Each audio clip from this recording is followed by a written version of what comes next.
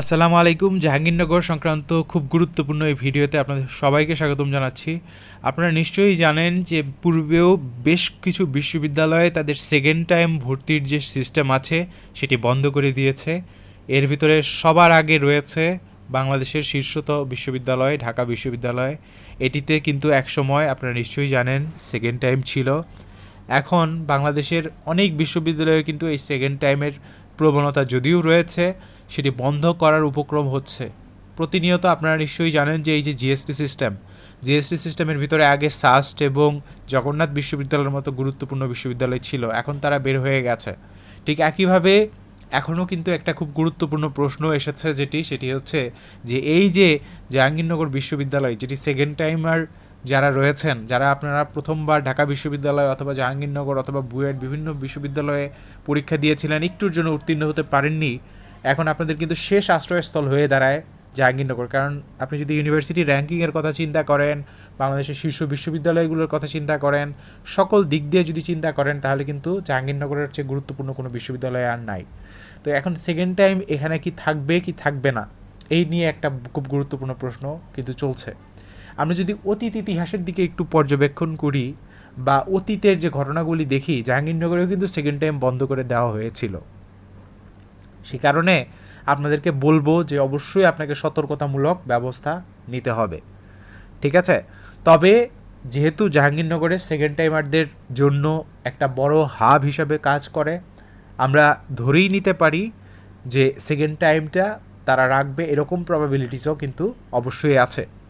Second time রাখার ক্ষেত্রে আপনাদেরকে একটা কথা বলবো, সেটা হচ্ছে যে আপনারা নিশ্চয়ই জানেন যে সেকেন্ড টাইমে কিন্তু জাহাঙ্গীরনগরের সবচেয়ে বেশি শিক্ষার্থী চান্স পেয়ে থাকে। ফার্স্ট টাইমে অধিকাংশ শিক্ষার্থী যারা বোঝে না, অনেকে অ্যাপ্লিকেশনের সমস্যা করে, অনেকে প্রথমবার পরীক্ষা দিতে যেয়ে সিস্টেম বুঝতে পারে না যে কোন বিশ্ববিদ্যালয়ে কোন কোন জায়গা থেকে প্রশ্ন এসে থাকে।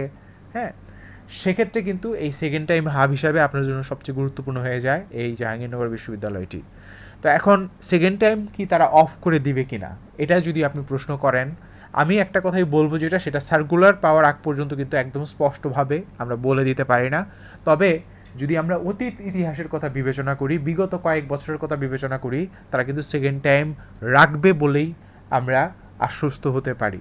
তবে সেকেন্ড টাইম অফ করে দেওয়ার যে প্রবণতা আছে, সেটাকেও কিন্তু আমরা অস্বীকার করতে পারি না।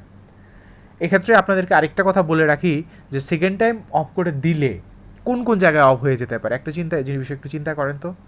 আপনার কি মনে হয় যে এই যে জিএসটি সিস্টেম, যে সিস্টেমটায় সেকেন্ড টাইম রেখে অনেক শিক্ষার্থীকে পরীক্ষা দেওয়ার সুযোগ দেওয়া হয়েছে, এখানে কি সেকেন্ড টাইম থাকতে পারে? প্রবাবিলিটিস আছে, কিন্তু একটা পর্যায়ে গিয়ে সেকেন্ড টাইম বন্ধ করে দেবে।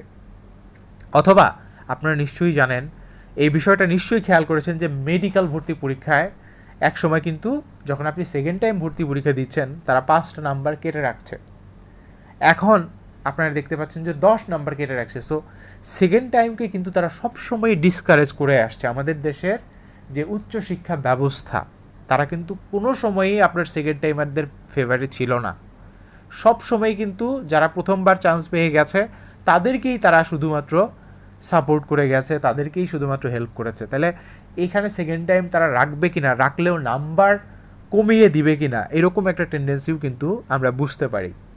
এখন প্রশ্ন হচ্ছে, তারা সেকেন্ড টাইম রাখবে না নাম্বার কমিয়ে রাখবে, এরকম একটা প্রশ্ন যদি আসে, যদি আপনি প্রশ্ন করেন যে আচ্ছা জাহাঙ্গীরনগর সেকেন্ড টাইম যদি থাকেও, তাহলে কি নাম্বার কমিয়ে দেওয়ার সম্ভাবনা আছে? অ্যান্সার হচ্ছে কিন্তু হ্যাঁ।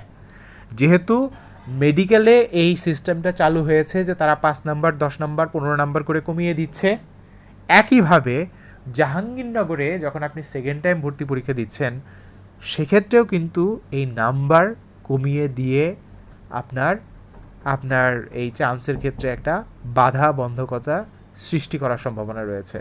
আমরা তারপরেও আপনাদেরকে বলবো যে আপনারা সেকেন্ড টাইম প্রিপারেশনটা যথাযথভাবে নিতে থাকুন, কারণ সেকেন্ড টাইম রাখার সম্ভাবনায় বেশি, হয়তো নাম্বার কেটে দিতে পারে।